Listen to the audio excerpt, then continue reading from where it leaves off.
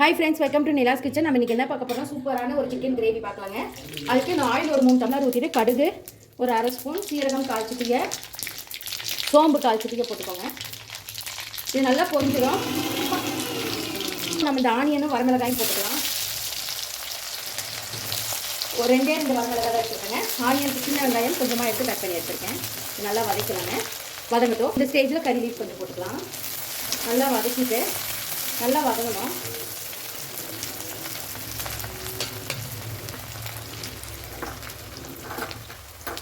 இப்போ கொஞ்சமாக மஞ்சத்தூள் ஆட் பண்ணிக்கலாம். ஒரு சிட்டிகை மட்டும் மஞ்சத்தூள்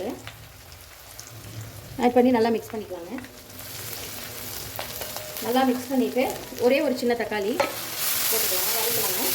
இது நல்லா வதங்கணும் தக்காளி. இது கூடவே நான் 1 ஸ்பூன் இஞ்சி பூண்டு பேஸ்ட் அரைச்சி எடுத்துருக்கேங்க, அதை போட்டுக்கிறேன். அவ்வளோதான். இது நல்லா மிக்ஸ் பண்ணிக்கலாம். இஞ்சி பூண்டு பேஸ்ட்டு தக்காளி நல்லா வதங்கணும். அந்த ஆயிலேயே வதங்கட்டும் பார்க்கலாங்க. தக்காளி இஞ்சி பூண்டு நல்லா வதங்கிடுச்சு. இந்த ஸ்டேஜில் சின்ன வெங்காயம் கொஞ்சம் எடுத்துக்கோங்க. ஒரு 10 சின்ன வெங்காயம் தான், அதிகமாக இல்லை. நான் 3/4 kg சிக்கன் செய்ய போகிறேங்க. நல்லா வதக்கி விட்டுக்கலாம்.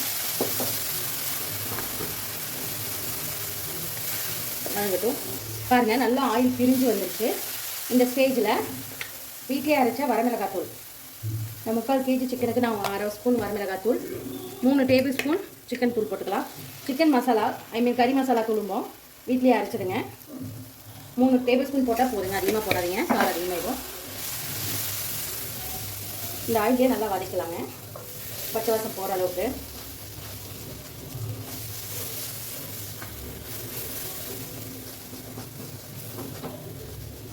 பாருங்கள், இந்த அளவுக்கு நல்லா வதங்கினதுக்கப்புறம் சிக்கன் இதில் போட்டுக்கலாம்.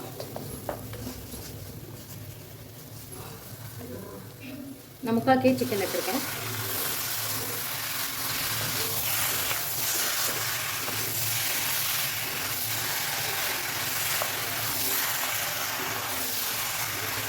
இது நல்லா மிக்ஸ் ஆகுதுங்க. ஒரு 2 நிமிஷம் ஆகணும். மிக்ஸ் பண்ணிக்கோங்க. இந்த மாதிரி ஒரு 1/4 ஸ்பூன் பெப்பர் தூள் போட்டுக்கிறேன். அதிகமாக போடாதீங்க, ஆல்ரெடி காரம் ஆட் பண்ணியிருக்கோம். இந்த ஸ்டேஜில் போட்டியில் அது வேகும் போது அந்த பெப்பரோட அந்த டேஸ்ட்டு ஸ்மெல்லு எல்லாம் நல்லா இருக்குங்க. பாருங்கள், இந்த அளவுக்கு நல்லா கரைச்சி விட்டுக்கோங்க. இது நல்லா ஃபஸ்ட்டு தண்ணி விடுக்குங்க, நமக்கு சிக்கன் உருண்டு வரட்டும். பாருங்கள், இப்போது தேவையான அளவு உப்பு போட்டுக்கலாம். நல்லா மிக்ஸ் பண்ணிக்கலாம். இது நல்லா உருண்டு வரட்டுங்க. சிக்கனில் தண்ணி விடணும். அதுக்கப்புறம் தான் நம்ம வேணா தண்ணி ஆட் பண்ணணும். எடுத்தோடனே தண்ணி ஆட் பண்ணக்கூடாதுங்க. நல்லா சிக்கன் தண்ணி விடட்டும். இல்லையே எவ்வளோ சூப்பராக தண்ணி விட்டுருக்கு. இந்த அளவுக்கு தண்ணி விட்டுருங்க. நான் ஒரே ஒரு டம்ளர் அளவு மட்டும் தண்ணி விடுறேங்க, ஊற்றிக்கிறேன்.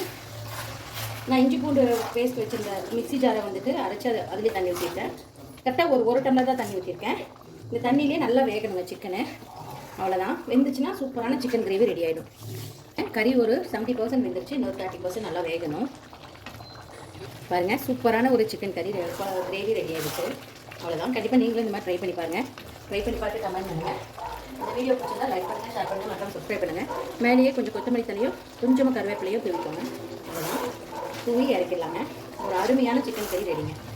Instagram page, Facebook page follow பண்ணிக்கோங்க. தேங்க்யூ ஸோ மச் ஃபார் வாட்சிங்.